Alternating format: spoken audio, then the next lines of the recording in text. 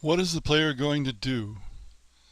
That's one of the biggest questions in game design, because most players of games, and especially video games, play the game in order to do something.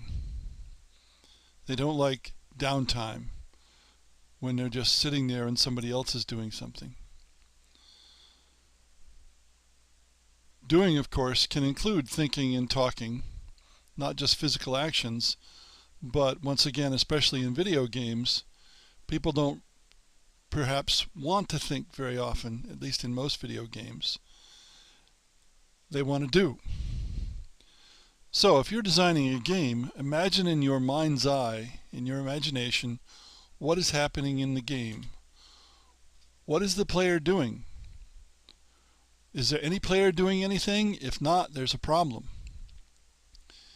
If too many players are doing nothing too much of the time, there's a problem. If there's more than one player and one of them does a lot more than any of the others, there might be a problem. For example, in a one against many game, it might not be bad. It might be all right. In a cooperative game, it might be bad if one player dominates, because the other players won't enjoy it as much. They'll once again be more or less watching rather than doing. And of course, if what the player is doing is not enjoyable, then you've got a big problem. And perhaps worst of all, if the player is doing something, but it's hard to do for reasons other than gameplay, you've got a problem. For example, if the controller scheme is difficult to manipulate, or if the interface is confusing, and that can be true of a physical, tangible game, a tabletop game, as well as a video game.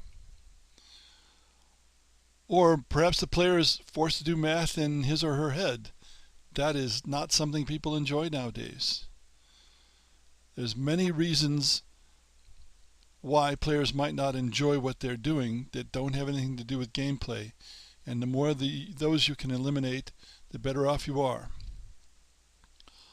Always put yourself in the place of the player. Sometimes this is called player-centric design. The game is designed for the player, not for you. If the player doesn't enjoy it, you have failed.